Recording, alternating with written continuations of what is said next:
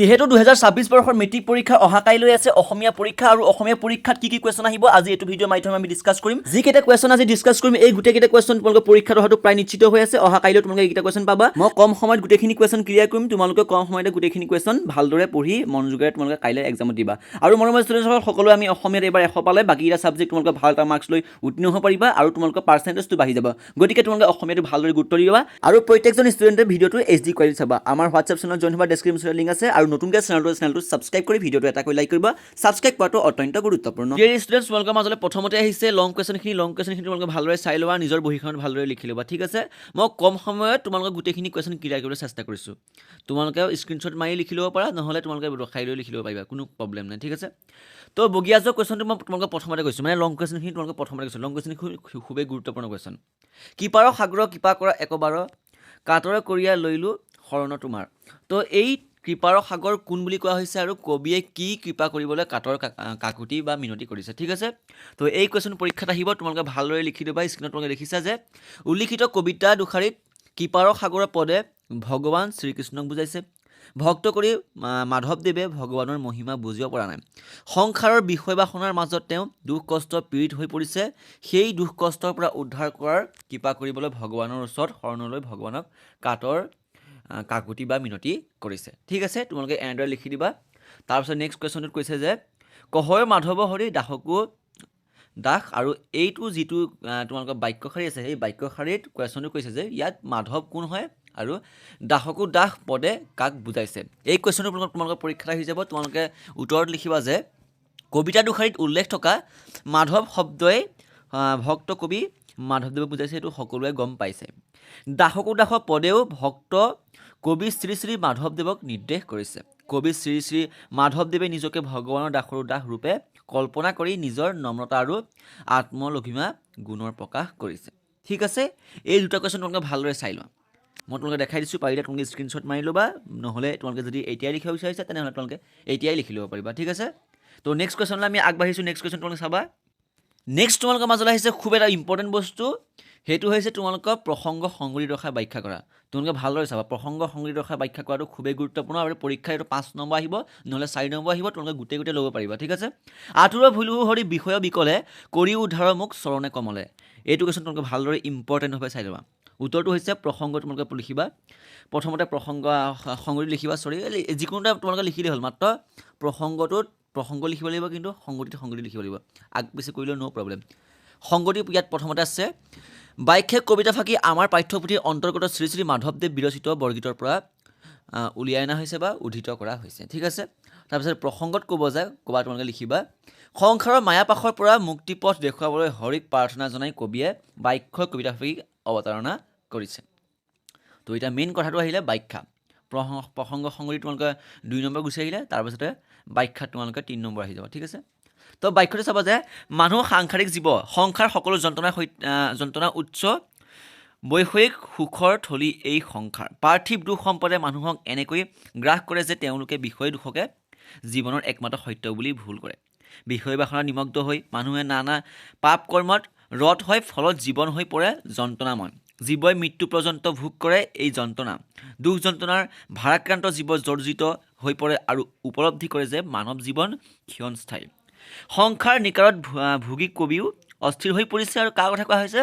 শ্ৰী শ্ৰী মাধৱদেৱৰ কথা কোৱা হৈছে এই যন্ত্ৰণাৰ পৰা মুক্তিৰ পথ বিচাৰি কবিৰ মন হাহাকাৰ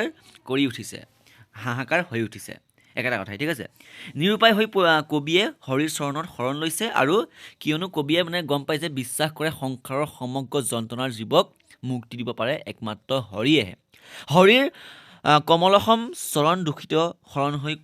শৰণ লৈ কবি মহাপুৰুষজনে উদ্ধাৰ পাব বিচাৰিছে আৰু জীৱনৰ সমস্ত দুখ যন্ত্ৰণাৰ পৰা এনেভাৱে ব্যাখ্যাত কবিতা সি তেওঁ মানে বাহিৰলৈ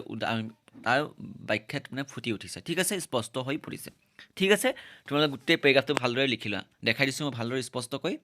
পাৰিলে কুৱেশ্যনটো মই দেখাবলৈ চেষ্টা কৰিছোঁ তোমালোকে ভালদৰে স্ক্ৰীনশ্বট মাৰিবা আৰু যোনখিনি এতিয়া লিখিছা তোমালোকে ভিডিঅ'টো ৰখাই লিখি যাবা মই তোমালোকে স্পীডত কৈছোঁ এটা কাৰণে যাতে মই কম সময়ত গোটেইখিনি কুৱেশ্যন ক্লিয়াৰ কৰি দিওঁ তোমালোকৰ যিহেতু পৰীক্ষা 10 ফেব্ৰুৱাৰীৰ পৰা হৈয়ে গৈছে সেইকাৰণে তোমালোকৰ ঠিক আছে নেক্সট কুৱেশ্যনটো মষ্ট ইম্পৰ্টেণ্ট কুৱেশ্যন তোমালোকে ভালদৰে এইটো টিক মাৰি লোৱা আৰু এইটো কুৱেশ্যন ভালদৰে ৰেড পেনে লিখিবা ঠিক আছে মানে এইটো খুবেই গুৰুত্বপূৰ্ণ কুৱেশ্যন পৰীক্ষা বহীত কিন্তু ৰেড পেন লিখিবলৈ কোৱা নাই মই তোমালোকে এতিয়া নিজৰ পঢ়িবৰ কাৰণে ৰেড পেনৰ কথা কৈছোঁ তো 3 নম্বৰ কুৱেশ্যনটো কি হৈছে প্ৰশস্তিক কবিতাটোৰ মূল ভাৱ লিখা মূল ভাৱ তোমালোকে এইটো চাবা উত্তৰটো হৈছে প্ৰকৃতিৰ সৌন্দৰ্যৰ বৰ্ণনাৰ মাজেৰে চিৰ সুন্দৰৰ আৰাধনাই হৈছে কবিতাটোৰ মূল ভাৱ ঠিক আছে আৰু মৰমৰ ষ্টুডেণ্টসকল মই গোটেই পেৰাগ্ৰাফটো তোমালোকে কৈ নিদিওঁ কৈ থাকিলে তোমালোকৰ টাইমটো এনেই লছ হৈ যাব গতিকে তোমালোকে ভালদৰে এইটো ৰখাই লৈ লিখি ল'বা যিটো অসমীয়া আখৰ সকলোৱে বুজি পাবাই চাগে তোমালোকে লিখি ল'বা আৰু যদি বুজি নোপোৱা মোক ক'বা নেক্সট ভিডিঅ'ত মই তোমালোকক বুজাই দিম ন' প্ৰব্লেম ঠিক আছে আৰু এতিয়া তোমালোকক মই MCQ কেইটামান ক'বলৈ চেষ্টা কৰিছোঁ তোমালোকে MCQ কেইটা ভালদৰে চাবা ঠিক আছে জিকিৰসমূহৰ মানে 1 নম্বৰ কুৱেশ্যন এইটা জিকিৰসমূহৰ যোগেদি কেনেধৰণৰ শব্দ অসমীয়া ভাষাত প্ৰৱেশ কৰে তো উত্তৰটো হৈছে জিকিৰসমূহৰ যোগেদি অসমীয়া ভাষালৈ ভালেমান আৰবীয় আৰু ফাৰ্চীমূলীয় শব্দৰ প্ৰৱেশ ঘটে এইকেইটা খুবেই গুৰুত্বপূৰ্ণ 1 নম্বৰ কুৱেশ্যন আজান ফকীৰৰ আচল নাম কি আজান ফকীৰৰ আচল নামটো সকলোৱে জানাই যে হজৰত শ্বাহ মিলন তাৰপিছত নেক্সট কুৱেশ্যন কৈছে যে কোন আজান ফকীৰৰ চকু কাঢ়িছিলে মানে কোনজন ব্যক্তিয়ে আজান ফকীৰৰ চকু কাঢ়িছিলে তো উত্তৰটো হৈছে ৰূপাই দা ধৰাই চকু কাঢ়িছিলে আৰু নেক্সট কুৱেশ্যন লাষ্ট কুৱেশ্যনটো হৈছে তোমালোকৰ 1 নম্বৰ কুৱেশ্যনৰ আজান ফকীৰক ক'ত সংস্থাপিত কৰা হৈছিলে তো এইটো হৈছে খৰাগুৰি চাপৰিত ঠিক আছে এইকেইটা কুৱেশ্যন ভালদৰে চাই লোৱা আৰু আমি নেক্সট কুৱেশ্যনলৈ আগবাঢ়িছোঁ নেক্সট কুৱেশ্যন যোৱাৰ আগতে তোমালোকে আমাৰ চেনেলটো ছাবস্ক্ৰাইব কৰি নটিফিকেশ্যন বেলটো অলপ ক্লিক কৰি দিবা আৰু মৰমৰ ষ্টুডেণ্টসকল তোমালোকে আমাৰ হোৱাটছআপ চেনেল জইন হ'বা হোৱাটছআপ চেনেলটো খুবেই গুৰুত্বপূৰ্ণ তাত আমি ইম্পৰ্টেণ্ট কুৱেশ্যন এনচাৰ একদম চিক্ৰেটলি দিয়া হয় আৰু তোমালোকে তাত প্ৰতিটো আপডেট পাই থাকিবা মেট্ৰিক আৰু হায়াৰ ছেকেণ্ডেৰী ঠিক আছে তো নেক্সট কুৱেশ্যন চাবা মক্কাৰ দুৱাৰত কি ঘাটৰ কথা কোৱা হৈছে তো উত্তৰটো লিখিবা যে মক্কাৰ দুৱাৰত ত্ৰিবেণীৰ অৰ্থাৎ ত্ৰিবেণীৰ কথা কোৱা হৈছে ইয়াত মানে কবিতাটো কি আছে ত্ৰিবেণী বুলি আছে ঠিক আছে তাৰপিছতে এইটো ৰিয়েলকৈ তোমালোকে গম পোৱা যে ত্ৰিবেণী ঘাটটো সকলোৱে চিনি পায় সেইটো ত্ৰিবেণী ঘাটৰ কথাই কোৱা হৈছে ত্ৰিবেণী ঘাটৰ কথা কোৱা হৈছে মুক্তিধাম মক্কালৈ যোৱা সহজ নহয় ঠিক আছে মক্কাৰ দুৱাৰ মায়ামোহৰ জালেৰে ভেটি ৰখা আছে আৰু এইটো কোনে কৈছে কবিয়ে কৈছে মায়ামোহৰ জালত নপৰাজনে মক্কালৈ বা মুক্তিধামলৈ যাব পাৰে তাৰপিছত নেক্সট কুৱেশ্যনটো কৈছে যে জিকিৰবোৰক কি গীত বুলি ক'ব পাৰি তো উত্তৰটো হৈছে জিকিৰবোৰক ধৰ্মমূলক জনগীত বুলি ক'ব পাৰি আৰু আজান ফকীৰে সাধাৰণ মানুহেও সুৰ ধৰি গাব পৰা বুলি কৈছে এই জিকিৰসমূহক ঠিক আছে সকলোৱে মানে সহজ সৰলভাৱে প্ৰত্যেকজন মানুহে জিকিৰসমূহ গাব পাৰিব ঠিক আছে তোমালোকে নিজে নিজে সুৰ লগাই মানে গাব পাৰি ঠিক আছে তো মৰমৰ ষ্টুডেণ্টসকল তোমালোকে ইংলিছৰ ভিডিঅ'টো চাই ল'বা মই ইংলিছৰ ভিডিঅ' অলৰেডি আপলোড কৰা হৈছে ইংলিছৰ ভিডিঅ' তোমালোকে চাবা গ্ৰামাৰ ভিডিঅ' আছে এছে ভিডিঅ' আছে সকলোখিনি চাবা এছে ভিডিঅ' কিন্তু মই এতিয়া এইটো ভিডিঅ'ত নক'ম মানে তোমালোকৰ কি হয় আছামিছৰ এছে মই অলৰেডি তোমালোকৰ এটা ভিডিঅ' বনাই থোৱা আছে তোমালোকে যদি চোৱা নাই আমাৰ চেনেলটো ভিজিট কৰিলে হ'ল সকলোখিনি ভিডিঅ' তোমালোকে পাই যাবা আৰু তোমালোকে বাকী ছ'চিয়েল ছায়েন্স সকলো ছাবজেক্ট ছ'চিয়েল ছায়েন্স হওক জেনেৰেল ছায়েন্স হওক তোমালোকৰ হিন্দী হওক ইলেক্টিভ জিঅ'গ্ৰাফি হওক যি থাকে তোমালোকৰ সকলোখিনি ছাবজেক্টৰ আমাৰ চেনেলটোৰ ভিডিঅ' পাই যাবা ঠিক আছে ৰেগুলাৰ তোমালোকৰ কাৰণে আমি ভিডিঅ' বনাই যাম তো নেক্সট কুৱেশ্যনলৈ আমি আগবাঢ়িছোঁ নেক্সট কুৱেশ্যন চাবা জিকিৰ পাঠটোৰ আৰু কেইটামান কুৱেশ্যন আহিছে ভালদৰে এইকেইটা ইম্পৰ্টেণ্ট কুৱেশ্যন হয় জিকিৰ ৰচক কোন জিকিৰ ৰচক সকলোৱে জানে যে আজান ফকীৰ বা শ্বাহ মিলন জিকিৰ শব্দটো ক'ৰ পৰা ওলাইছে এইটো সকলোৱে জানে যে জিকিৰ শব্দটো জিকৰ পৰা ওলাইছে যাৰ অৰ্থ হৈছে স্মৰণ কৰা জিকিৰসমূহৰ অন্তৰ্নিহিত বিষয় কি তো তোমালোকে লিখিবা যে ইছলামীয় ধৰ্মৰ ৰীতি নীতি আৰু তত্ত্বই ইয়াত স্পেলিংটো ভুল হৈ আছে তোমালোকে শুদ্ধ কৰি ল'বা ঠিক আছে ইয়াত মানে যেতিয়া আমি টাইপিং কৰিছিলোঁ তেতিয়া মানে এইটো ভুল হৈ গৈছিলে অসমীয়া আখৰত মানে ভুল হৈ যায় অলপ তত্ত্বই ইয়াৰ অন্তৰ্নিহিত বিষয় ভালেমান গীতৰ সংসাৰৰ অনিত্যতাৰ বৰ্ণনাও ইয়াত দাঙি ধৰা হৈছে তাৰপিছত নেক্সট কুৱেশ্যনটো কৈছে যে জিকিৰসমূহৰ সৈতে কোনবিধ গীতৰ সাদৃশ্য দেখা যায় এইটো খুব এটা গুৰুত্বপূৰ্ণ কুৱেশ্যন এইটো আমি যেতিয়া মেট্ৰিক পৰীক্ষা দিছিলোঁ তেতিয়া আমাৰ এইটো পৰীক্ষাত আহিছিলে কিন্তু তোমালোকে চাই ল'বা এইটো জিকিৰসমূহৰ সৈতে কোনবিধ গীতৰ সাদৃশ্য দেখা যায় তো উত্তৰটো হৈছে জিকিৰসমূহক প্ৰকাশিত সংসাৰৰ অনিত্যতা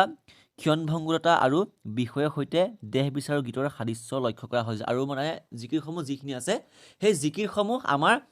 হিন্দু ধৰ্মৰ ভক্তিমূলক গীতৰ লগত তুলনা কৰিব পাৰি ঠিক আছে তো এইটো কুৱেশ্যন তোমালোকে ক্লিয়াৰ হৈ গৈছে তোমালোকৰ ডাউটটো ক্লিয়াৰ নেক্সট তোমালোকে স্ক্ৰীনত দেখি থকা এইকেইটা কুৱেশ্যন চাবা এইকেইটা কুৱেশ্যন খুবেই গুৰুত্বপূৰ্ণ এইটো আগতেও পৰীক্ষাত আহি গৈছে আৰু এইবাৰো তোমালোকৰ পৰীক্ষাত আহিব তোমালোকে ভালদৰে এইকেইটা কুৱেশ্যন চাই ল'বা আৰু মৰমৰ ষ্টুডেণ্টসকল আছামিছৰ আজি প্ৰথম পাৰ্টটো তোমালোকৰ কাৰণে লৈ আহিছোঁ নেক্সট পাৰ্টৰ কাৰণে তোমালোকে কমেণ্ট কৰা নেক্সট পাৰ্ট লাগে বুলি মই নেক্সট পাৰ্ট লৈ আহিম গ্ৰামাৰখিনি আনিবলৈ আছে ৰচনা মই লৈ আহিছোঁ কিন্তু গ্ৰামাৰখিনি অনা নাই গ্ৰামাৰখিনি তোমালোকে পাই যাব নেক্সট ভিডিঅ'ত তো আজি আমি আধা আধিকৈ মানে বনাইছোঁ তোমালোকে একেদিনাই চব পঢ়িব নালাগে আজি এইটো ভিডিঅ' চাই এইখিনি পঢ়া নেক্সট ভিডিঅ'ত যিখিনি আনিম বাকীখিনি পাঠও লৈ আহিম আৰু বাকীখিনি আমি পাৰিলে লাগিলে আৰু দুটা ভিডিঅ' বনাম ন' প্ৰব্লেম ঠিক আছে আৰু তোমালোকে কি ছাবজেক্ট লাগে সকলোখিনি তোমালোকে ক'বা আৰু নতুনকৈ চেনেলটো ছাবস্ক্ৰাইব কৰি ভিডিঅ'টো এটা কৰি লাইক কৰিবা আৰু সকলো বন্ধু বান্ধৱীলৈকে এইটো ভিডিঅ' শ্বেয়াৰ কৰিবা ধন্যবাদ